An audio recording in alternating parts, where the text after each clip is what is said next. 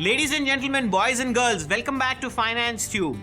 Today, we will take you forward in time, into the future. Yes, today's topic of discussion is time value of money. Now, money and time are interrelated. We all know that. Most of the time, we trade our time for money. This is what people who do a job, they know. They give their fixed time to the company. They do whatever they are asked to do and then they get paid for that. But hello, are we talking about that time value of money? No. We are talking of concept of time value of money in relation to accounting and finance. Now friends, we all know in our previous videos we have discussed in ample detail that we have Sir John Maynard Keynes and his liquidity preference theory of interest, which told us that reward for parting with liquidity is interest. So 100 rupees today and 100 rupees 1 year from now do not have the same value.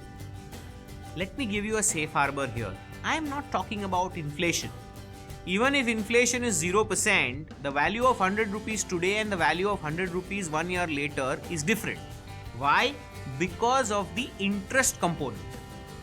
Now imagine you have 3 people who are promising to give you 110 rupees 1 year from now. Let's call one of them is a bank who tells you that give me 100 rupees today and I will give you 110 1 year from now. Another gentleman is Mr. Hare, who is saying that give me 105 rupees today and I will give you 110 a year later. And the third gentleman is Mr. Tortoise.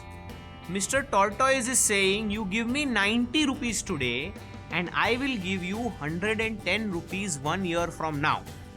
Tell me friends, who would you like to go with? The bank, the hare or the tortoise? Obviously the answer is tortoise, because even though the amount promised by all 3 of them is the same, however, your today's investment in case of tortoise is the least. Then comes the bank and finally comes hare. So what do we conclude? We conclude that present value, please mark my words, present value of 110 rupees 1 year from now at 10% interest is 100 today, which is promised by the bank. Well, in case of hare, the rate is different, and in case of tortoise, the rate is different. For hare, the rate is much lesser. For tortoise, the rate is much higher. This, in a nutshell, is time value of money. When we evaluate any project where we are putting in money today and the project will generate profits in future, it is essential for the project and the finance manager to bring the future value of money to its today's value and compare it with the initial investment which you are making today.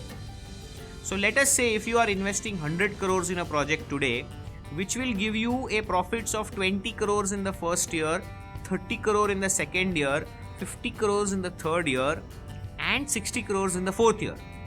Now, what is required to be done is the value of 20 crores 1 year from today is much lesser than 20 crores in today's terms. Obviously, because you will have to discount it to today's value.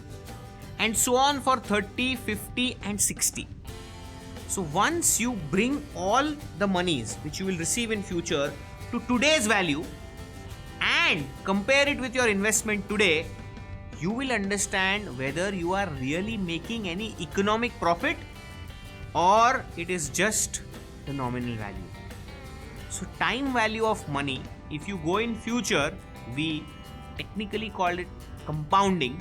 I'm sure you relate to your 8th standard mathematics where you have compound interest formula called 1 plus r raised to n.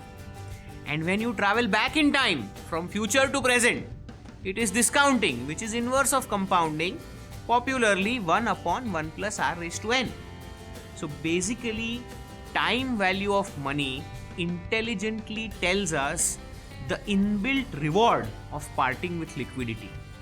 So do remember, if you go in future, you compound.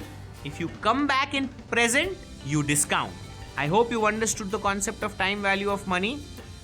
All the best, and do subscribe to our channel, Finance Tube. We all know that people from non-finance background struggle to manage their finances. They hit the reality when they get their first paycheck, and from then on, they are all by themselves to manage their money on their own for lifetime. It's like asking you to fly a plane without any formal training. It's very risky. So our endeavor through our books, our videos, and all other mediums is to educate you financially so that you don't outsource managing your own finances to somebody else and suffer because of inefficiencies of other people. One of the best sellers and the 4th position on the bestseller list, Finance for Non-Finance. What is an SIP? An SIP is offered by mutual fund as an alternative to a recurring deposit of a bank. So what do? You take out a fixed sum of money every month and put it into your favorite mutual fund, and you see your money grow.